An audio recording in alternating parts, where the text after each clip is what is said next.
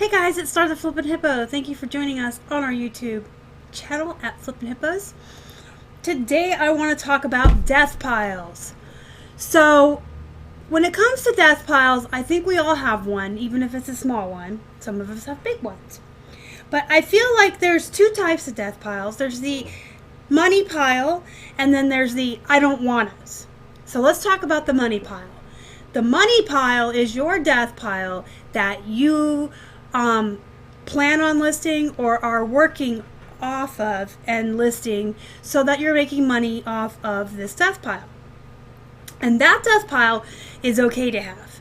In fact, I think everyone should have a money pile, death pile, that they're working from at all times.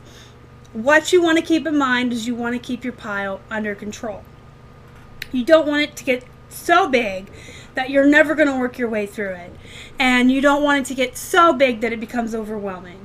And you don't want it to get so big that you are spending all of your time shopping and none of your time listing.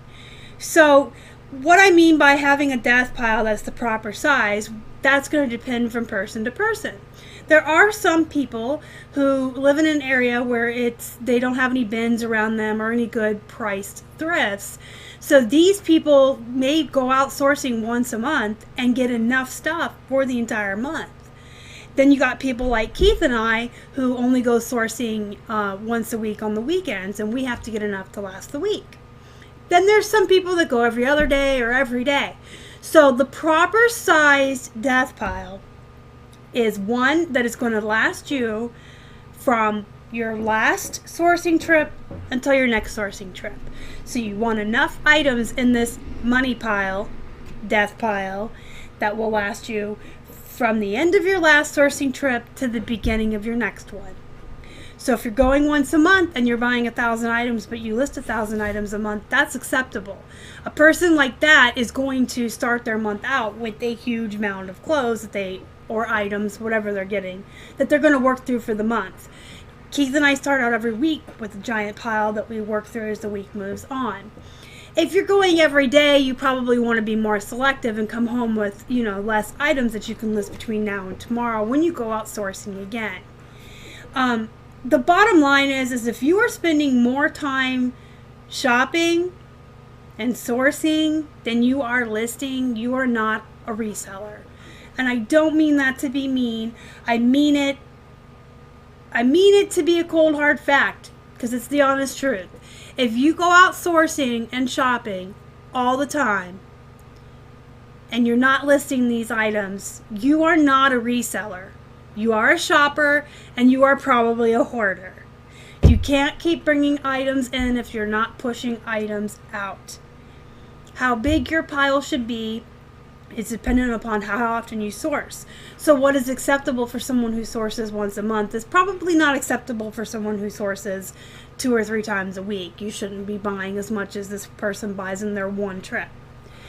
And the other thing I would like to add on the end of that is I like to think of what's acceptable for us as what will last us from weekend to weekend so that we have enough to list for the week doubled. Because I'm a person that likes to always be prepared, always have a backup plan, always have a contingency plan in place, especially living in Pittsburgh and especially over the winter.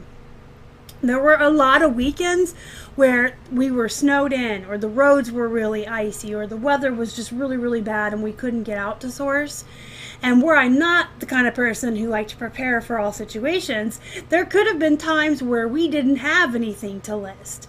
So I like to keep about double of what I need from week to week, just in case something happens. And there were a couple times over the winter where me being a person like that actually really came in handy, because we couldn't get out of the house to go sourcing, and we still had our money pile to work from until we could get out and go shopping again at the Goodwills and stuff.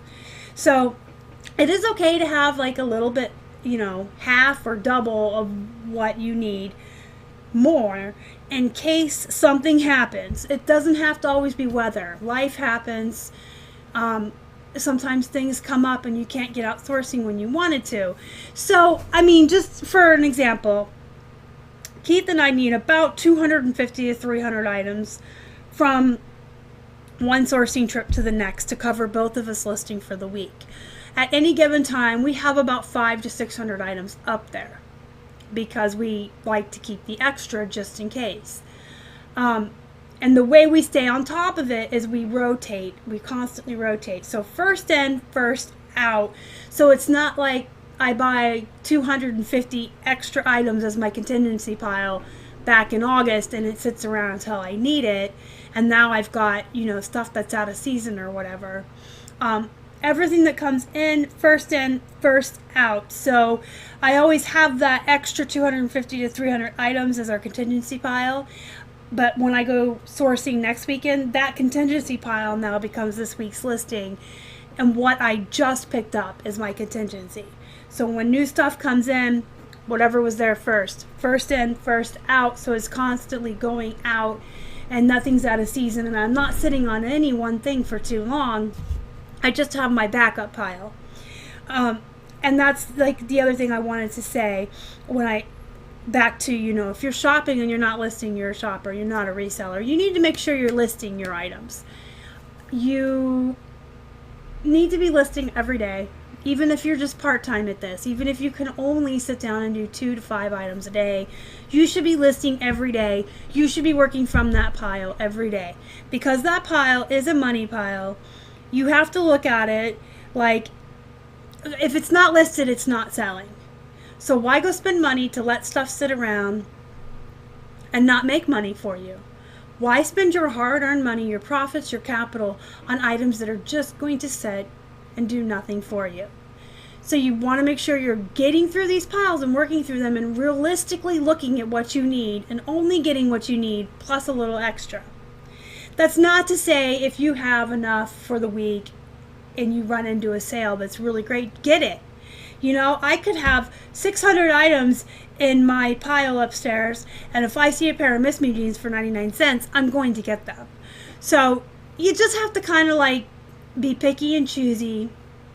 When you need to fill your pile up, get as much as you can. If it's already full and you see a good sale, don't pass it up, but don't go out looking for a ton more. And that brings me to the other kind of death pile. There's the money pile, which is the one you work from, and then there's the I don't wannas.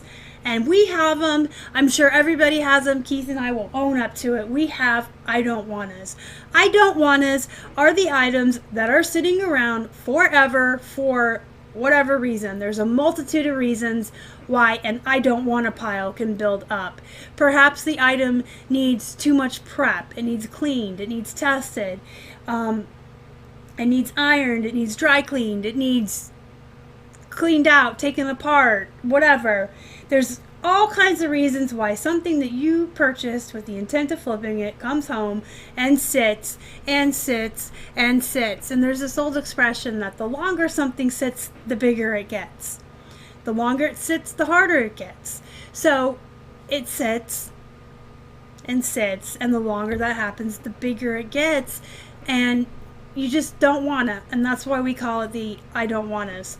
So every once in a while, you need to go look at your death piles and see which of it is actually a money pile that you're going to list, that you're excited about, that you can't wait to get in on your eBay store, or Facebook Marketplace, Poshmark, Craigslist, wherever you're listing, and what part of your death pile is the I don't wannas. And then you need to make a choice. You need to either bite the bullet, pull up your britches, and do whatever it is you don't want to do to get that item sold, or you need to get rid of it and get it out of your house. If something's been sitting around for months or even years, and you've got this mindset of, well, one day I'm going to X, Y, and Z, whatever it needs to be prepared for listing, and you keep telling yourself that and it keeps sitting there, you need to either do it already or get rid of it. So you need to take a good hard look at your death piles, folks, and whatever's a money pile, put it over here, work your way through it. Whatever's an I don't wanna, either do the thing you don't want to do and put the item up for sale, or get rid of it. And don't be afraid of losing money. You can always redonate items to Goodwill and other charitable organizations and get a receipt, and that can be a tax write-off for you. Or you can join, like say your neighborhood has, or your church or wherever has a yard sale or a neighborhood sale. You can always put your stuff out there and at least recoup the cost you put into it. Maybe you're not making a profit, but you know what? If it's sitting around in your house, in your attic, in your eBay room for months and months and months, well, you avoid doing whatever it is that this item needs to be sold, it's not making you money there either. So if you donate it to charity and take it as a tax write-off, or you sell it in a garage sale for the very same price that you picked it up for, you've at least recouped the original price you put out. And you can't have that mindset of, well, I didn't make a profit, because it was not making a profit for you when it was sitting around either. So that is just a hard truth. You need to be listing as much as you're shopping. If you're not, you are not a reseller. You are a shopper, and probably a borderline hoarder. If you have the I don't wannas sitting around your house, they are doing absolutely nothing for you. You need to get rid of them. And I did say Keith and I have an I don't want a pile, and we are going to be looking into that in the next couple of weeks. And figuring out what it is that is keeping us from doing whatever it is that these items need to be sold. I do know I have a really, really big pile I call my Lola pile. I have a full-sized mannequin. She has arms, legs, a head, everything. And I have a lot of dresses and things I've been putting off listing because I don't think they look good on that. And so my mannequin's name is Lola. So I've been putting these clothes, these dresses and things into a Lola pile for a very long time, and the pile is ginormous. And I've actually stopped sourcing anything I think needs Lola to model. And I've only been sourcing stuff for Velvetina back here. So I have actually changed my mindset when I'm outsourcing. Can I put this on Velvetina? If not, I'm not buying it. But I do have a Lola pile built up, and I don't want to deal with Lola. I really don't. I personally cannot bring her out. I need Keith's help.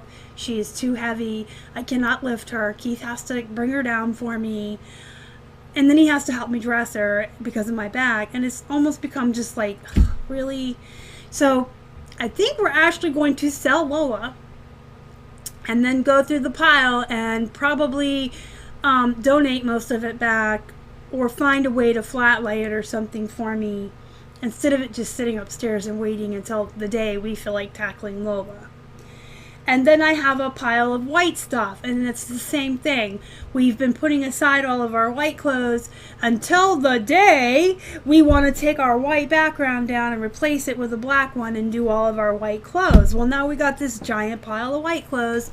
And again, when we're outsourcing, we don't really buy white clothes anymore unless they're really high end, because we don't want to add to the pile, but we still haven't changed that background. So we're going to have to figure out, are we selling Lola and donating those clothes back? Am I going to flat lay them?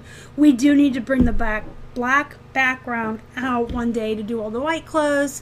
And then we have like an I don't want a pile that built up from yard sales last year. That is probably stuff that we're never going to get around to doing whatever it is. And so we're just going to get rid of it. Yeah, so you want to stay on top of your desk piles. You don't want them to keep building up, because that is money. It is not making you money if it is sitting around. So try to think about that when you're outsourcing too. Is this something that I'm picking up just because I think it's neat and it's going to go home and sit and never get listed? Or am I picking it up because it'll be easy for me to list, I'm excited about listing it, I want to get it listed, and I want to sell it? If the answer is you're excited about it and you want to get it up, by all means, source it, bring it home, because you're excited, you're going to get it up, it's easy to get up, you're going to get it up. If it's something that you feel like you're going to go take home and, oh, I'll get around to testing it or taking it apart or cleaning it or whatever it is, you're probably not ever going to get around to it. I mean, we've been sitting on white clothes forever. We still haven't changed the background. So just keep in the back of your mind when you're outsourcing to try to pick up stuff that you're excited about, that you know you can get up, that's easy to get up.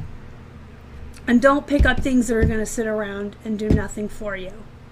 If it's not listed, it's not making money. If you spent money on it and it's sitting in a pile, you are basically taking your money and throwing it on the floor and not using it. Alright guys, if you have anything you want to say it down in the comments below. I do appreciate every comment that people leave. I do try to stay on top of them. I'm a little behind right now. I do answer each and every one of them. Even when I get behind, I will get to them. If you would do me a favor, please, and smash that like button down below. I appreciate it. If you haven't already and you'd like to, please subscribe to our channel and help us feed a hungry hippo. You can find us on Instagram, Facebook, and Twitter. We are at Flippin Hippos. Until next time, you guys have a good night.